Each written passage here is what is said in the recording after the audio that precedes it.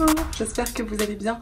Je vous retrouve pour une nouvelle vidéo dernière lecture graphique. Ça faisait un moment parce que tout simplement j'ai lu un certain nombre de graphiques en juin, mais je vous en parlais globalement en allant puisque j'en ai lu quelques-uns à l'occasion des daily vlogs du Readathon qu'on avait fait avec Lucie et 3 autres pour le vlog des lectures du mois. Donc voilà, ça a couvert finalement une grande partie de mes lectures graphiques du mois et celles que je lisais à côté se sont accumulées un petit peu progressivement pour finalement atteindre un nombre suffisant pour que je fasse une dernière lecture graphique. Donc voilà, ça a pris un petit peu plus de temps fatalement, mais je suis plutôt très contente des lectures que j'ai faites ces derniers temps. Je n'en ai pas 5 aujourd'hui tout simplement parce que j'ai lu pas mal de sagas de manga d'affilée, enfin quelques tomes en tout cas de sagas de manga d'affilée.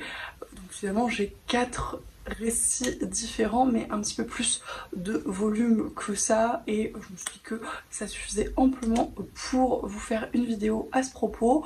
Donc ça va être un petit peu différent en termes de format que d'habitude mais ça ne devrait pas durer beaucoup plus longtemps. On va voir en tout cas et je vous propose qu'on commence. Et globalement il va y avoir 2 axes dans cette vidéo. On va parler manga et on va parler faits. Et on va commencer par les mangas avec quelque chose qui n'a rien à voir avec les faits. J'ai lu donc les 3 premiers tomes de la série Gun de Yukito Kishiro aux éditions Glénat. Le premier volume, le second et le troisième qui m'ont été offerts par Juliette à l'occasion de notre swap pour mon anniversaire, dont elle me parlait depuis un moment, qu'elle me recommandait depuis un moment et qu'elle voulait que je découvre. Donc elle s'est empressée de me les offrir pour accélérer un petit peu la cadence, j'ai envie de vous dire. Le forcing de Juliette c'est toujours extrêmement subtil mais en général ça fonctionne très très bien et je suis ravie qu'elle me les ait offerts parce qu'effectivement c'était des lectures très intéressantes. On est ici dans des mangas de science-fiction et le caractère design du personnage principal vous dit peut-être quelque chose.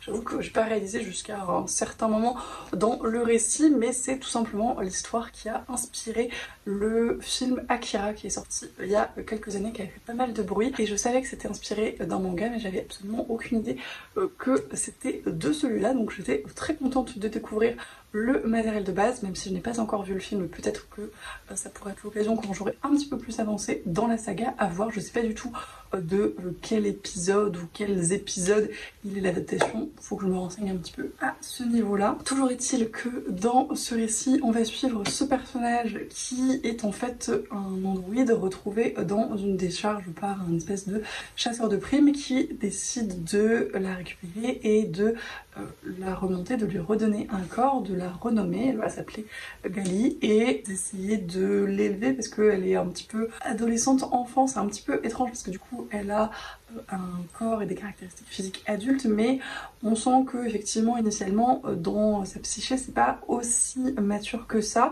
même si ça va aller assez vite par la suite.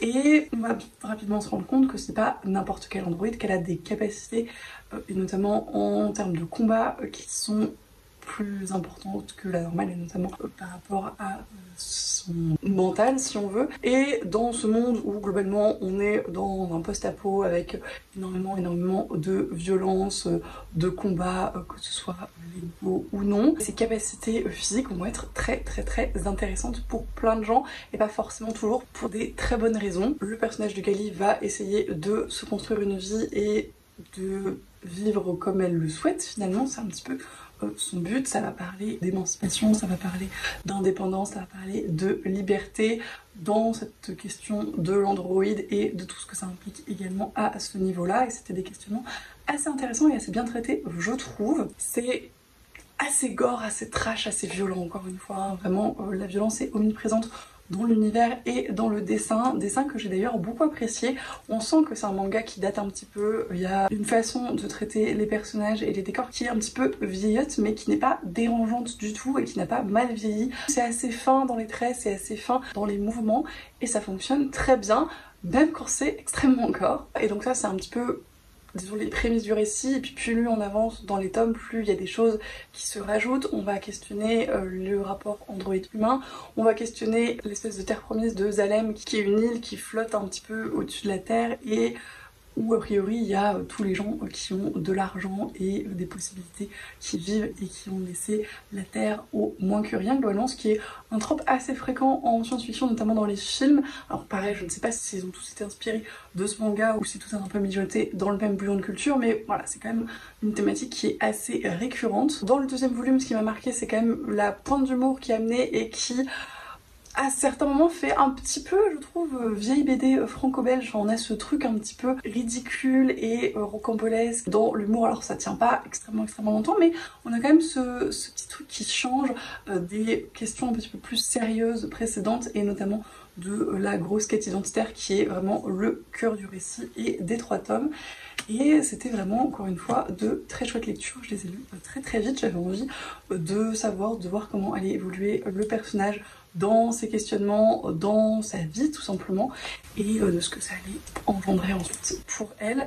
Le 3e tome change encore de point de vue et on voit ce personnage qui prend vraiment son indépendance, pour le meilleur et pour le pire, j'ai envie de vous dire, avec un rapport à son espèce de mentor qui est assez intéressant également et qui change pas mal de tout ce qu'on peut voir dans le genre, je trouve. Donc voilà, pour l'instant c'est de très chouette lecture, une très belle découverte pour ce manga, et je me procurerai la suite tranquillement pour voir un petit peu comment ça évolue. Mais je suis très contente de les avoir découverts et je remercie encore une fois Juliette pour ce forcing très efficace. Ensuite, toujours dans les mangas et toujours un début de saga que l'on m'a offert en swap, les 2 premiers tomes de La Petite Faiseuse de livres de Miya Kazuki au scénario, Suzuka au dessin et Yoshina au caractère design, publié chez Ototo. C'est un manga qui me fait extrêmement envie depuis très longtemps et sur lequel je ne m'étais jamais penchée, faute de temps, de les trouver en librairie, etc. Lucie me les a offerts lors de notre swap trimestriel et j'en suis absolument ravie. Ça a été une excellente découverte. J'ai vraiment beaucoup apprécié me plonger dans ce manga. Globalement, on va suivre ce personnage qui, au début du récit, est une adulte qui vit dans notre monde et qui adore les livres, et qui vraiment est entourée de livres et qui meurt enseveli sous ses livres. Et son dernier souhait, je crois, avant de mourir, c'est de se réincarner pour continuer à profiter de ses livres. C'est chose faite, mais d'une façon qu'elle n'imaginait probablement pas, franchement. Elle se réincarne donc dans ce petit personnage qui s'appelle Maine, qui a 4 ou 5 ans peut-être, qui est vraiment toute petite et qui vit dans un univers de fantasy médiévale où il n'y a pas de livres. En tout cas, c'est très difficile de se procurer des livres parce que ça coûte très cher, parce qu'il y en a très peu, c'est très compliqué à fabriquer, peu de personnes savent lire globalement, c'est un univers médiéval classique, j'ai envie de vous dire, et ça la désespère absolument parce que elle est cette psyché adulte coincée dans ce corps d'enfant, c'est un peu le contraire de Gun d'ailleurs, et vraiment son but dans la vie c'est de retrouver des livres, c'est de se replonger dans des livres, peu importe le sujet, peu importe le livre, mais vraiment de retrouver l'objet, de retrouver le plaisir de l'écriture, du papier, de ce genre de choses, et ça va être globalement sa grande quête qui est limitée par ses capacités physiques, parce qu'encore une fois elle a 4 ou 5 ans et il y a énormément de choses qu'elle est incapable de faire et puis qu'on ne lui laisse pas faire de toute façon dans sa famille, parce qu'elle a des parents, elle a une grande sœur, etc. qui regardent ses expériences livresques plus ou moins d'un bon oeil et qui parfois ont juste besoin qu'elle travaille parce que ils ont besoin de se préparer pour l'hiver, de faire de la nourriture, etc. Ils ont une vie très réaliste, très concrète dans cet univers qui n'est pas très facile à vivre, qui est vraiment médiéval avec tout ce que ça peut impliquer de limitation. Et du coup, c'est la rencontre de ses intérêts et de ce personnage qui est absolument obsédé par les livres, qui est très chouette. C'est extrêmement mignon, les dessins sont très choux, avec vraiment beaucoup de rondeur. On est typiquement sur des personnages assez chibiesques, très petits, très ronds, mais parce que c'est le personnage principal. Les adultes sont un petit peu plus en longueur, un petit peu moins arrondis, mais on sent quand même cette esthétique et cette douceur dans les traits d'une manière générale et dans l'histoire globalement. C'est un récit très tranche de vie où on va voir le personnage de Maine évoluer dans son nouvel environnement, se rendre compte que ça va être très difficile de se procurer un livre et décider d'essayer de le fabriquer toute seule finalement et d'apprendre à lire dans cet univers, etc. Et on la voit passer un petit peu ces étapes. Ça fait très cozy fantasy dans ce genre-là. Ça m'a un petit peu fait penser à Legend and Lattes par exemple à certains côtés, même si le but n'est pas le même. On a vraiment cette espèce de quête avec ces étapes, mais des enjeux qui sont pas extrêmement importants. Elle va pas sauver le monde avec ses livres, mais c'est important pour elle, mais ça lui fait plaisir et il y a vraiment ce côté d'apprentissage qui est très cool. Également, il y a des choses très intéressantes, notamment dans le fait que pour essayer de créer des livres, elle va s'inspirer de ses connaissances dans les civilisations antiques, donc égyptiennes, mésopotamiennes, etc., pour retrouver les prémices de l'écriture sur du papyrus, sur des tablettes d'argile, et retrouver voilà, cette transmission écrite et ce médium du livre, entre guillemets, en tout cas dans l'idée qui l'intéresse particulièrement finalement. Et en parallèle de ça, elle va également apporter à sa famille et à son univers ses connaissances modernes, typiquement sur le crochet, sur la cuisine, avec un moment où elle va faire des pancakes et des choses comme ça. Donc ça va être un petit peu le mélange de tout ça, de l'ancien, du nouveau, de ses inspirations et de celles de toutes ses relations, et c'est vraiment très chouette. C'est très bienveillant, très plein de bons sentiments, très mignon encore une fois, et c'est un manga qui fait plaisir à lire. Toujours est-il que j'ai vraiment adoré cette histoire, j'ai beaucoup apprécié le ton, cette petite tranche de vie très mignonne, avec cette petite quête sans éclat, mais avec laquelle on peut vraiment tout à fait s'identifier typiquement en tant que personne qui adore les livres, et ça fonctionne très bien. Je lirai la suite avec grand plaisir, je vais essayer de pas autant attendre pour me procurer les tomes suivants que j'ai attendus pour lire cela, mais j'ai très hâte de voir ce que ça fait. Et on va passer du coup à la partie fait de cette vidéo avec le premier graphique qui est donc une bande dessinée, le deuxième tome du Jardin des Fées, La Petite Reine de Audrey Alouette et Nora Moretti aux éditions Dracou, dans un objet livre absolument magnifique, avec des dessins toujours aussi beaux, aussi travaillés, avec énormément de détails et un univers graphique que globalement je trouve incroyable. Les couleurs, les ambiances, etc. sont vraiment extrêmement bien choisies et très cool globalement. Donc déjà en termes juste d'objets livres et de plaisir visuel, c'était une excellente lecture. Et pour le reste, j'ai beaucoup apprécié retrouver l'univers, les personnages, de voir un petit peu tout ça prendre de l'ampleur par rapport au premier tome où c'était vraiment la découverte. Là on avait tous les enjeux à traiter. Alors c'était marqué volume 2/2 sur la tronche, donc je pensais que ça allait être la fin finalement d'une duologie. Finalement, je pense que c'est la fin du premier arc dans cet univers, parce que si la fin est une fin en soi, si on veut, il y a quand même plein de choses qui restent en suspens et qui peuvent être amenées à évoluer dans la suite. Donc je pense qu'il y aura d'autres tomes dans cet univers, et de toute façon je crois que oui c'est ça, à la fin c'est marqué fin, mais une nouvelle aventure est à suivre dans le Trésor des Reines, donc je pense qu'il y aura d'autres épisodes, alors peut-être à chaque fois de 2 tomes, mais dans le même univers et avec les mêmes personnages, qui permet d'avoir finalement des histoires à part entière qui se finissent relativement vite, mais de continuer à construire l'univers et d'autres enjeux qui vont progressivement, je pense, prendre un peu plus d'ampleur. Donc c'est très cool. Il y a toujours cette alternance de pages de bande dessinée classiques et de pages de carnet un petit peu vieillies, avec des dessins, avec des plantes, etc., que je trouve très chouettes et qui vont parfaitement dans l'univers et le propos. Ce qui était très cool, je trouve, c'est que pour un récit qui est plutôt à destination d'un public jeunesse, la situation à un moment donné paraissait assez désespérée, et honnêtement je me suis demandé comment on allait pouvoir résoudre tous les problèmes et l'imbroglio de la situation sans que ce soit complètement foutu pour tout le monde. Et je trouve que la résolution en ce sens est assez satisfaisante, parce que c'était assez surprenant, c'était pas complètement what the fuck, c'était assez cohérent, et globalement c'était vraiment bien satisfaisant. Donc je trouve que ça marche plutôt pas mal, et que ça dénote d'un bon talent de narratrice de la part de Audrey Alouette, mais ça j'ai envie de vous dire c'est sans grande surprise. On va revenir sur les thèmes du tome précédent, donc sur la sorcellerie, sur la faillerie, sur l'indépendance, sur l'identité, sur la quête de sens, de vérité, etc. Il y a encore une fois des partis pris où on sent vraiment une modernité et des réflexions intéressantes. Dans le premier tome il était question par exemple d'avortement. Là ici on voit que chez les fées il y a plusieurs genres possibles, et c'est globalement un choix conscient de leur part, et ça je trouve que c'est très cool comme message à mettre dans ce type de récit jeunesse. Voilà, donc c'était Comme pour le premier tome, une très chouette lecture que j'ai vraiment beaucoup appréciée. J'étais en admiration totale pour les dessins, pour l'ambiance, pour l'univers et pour la façon dont tout se met en place et se résout. Donc c'était vraiment très cool.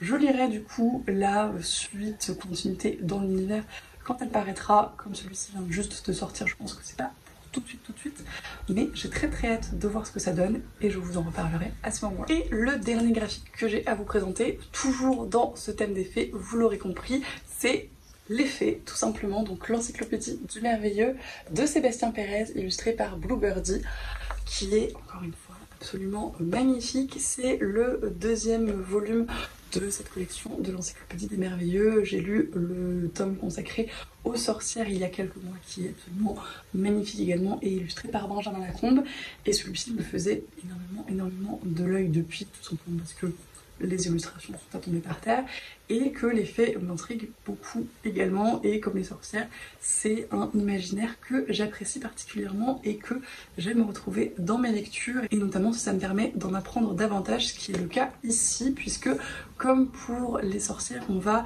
ratisser assez large sur la mythologie féerique dans énormément de mythologie et de culture que je trouve toujours absolument passionnant. Comme pour la précédente encyclopédie, on va avoir un espèce de fil rouge avec une narration où ici on est un petit peu dans de la science-fiction post-apo. C'est un petit peu difficile à dire, le contexte n'est pas extrêmement clair, mais on va suivre un jeune garçon qui se trouve être un changelin et qui va nous balader autour de différents environnements dans lesquels on va croiser différents types de fées, on va en apprendre davantage sur elles, pour finalement poser une réflexion sur les fées d'une manière générale et sur un petit peu l'écologie et la nécessité de protéger leur environnement et la nature d'une manière générale dans un monde où l'homme prend de plus en plus de place globalement.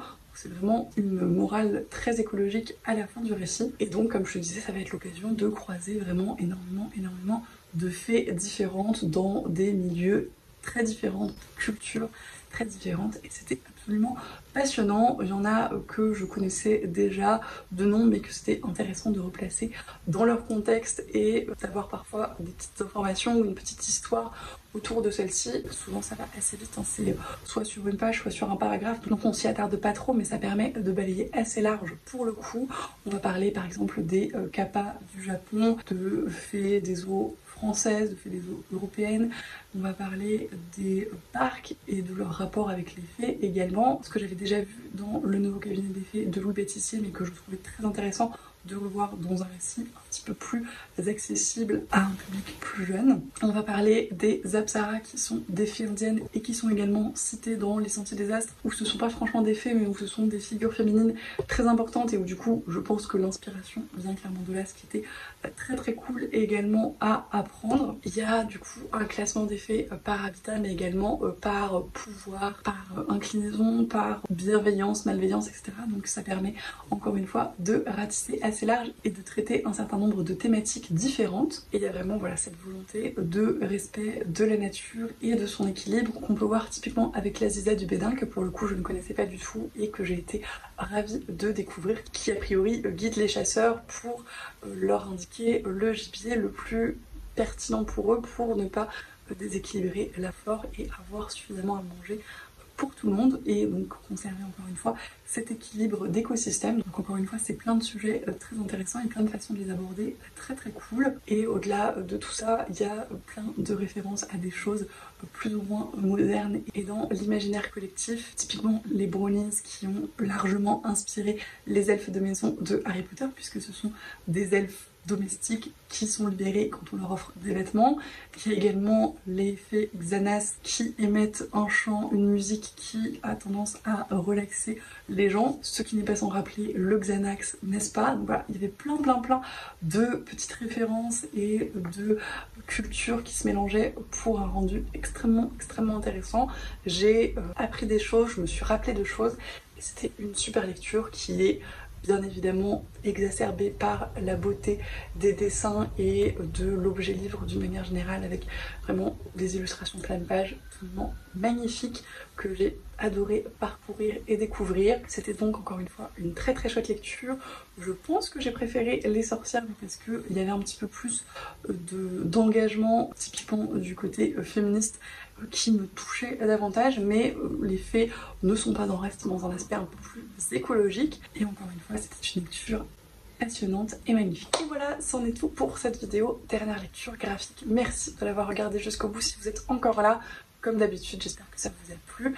N'hésitez pas à me dire si vous avez lu certains des livres que je vous ai présentés, si d'autres vous tentent, si vous êtes un petit peu plus avancé que moi dans les sagas de manga typiquement, et ce que vous en pensez à ce moment-là, si vous avez fait d'autres découvertes en graphique ces derniers temps. Je suis toujours très preneuse de vos recommandations. Je vous remercie comme d'habitude pour tous vos commentaires, tous vos messages, tous nos échanges. C'est toujours un plaisir. Je vous souhaite bien évidemment d'excellentes lectures et je vous dis à la prochaine.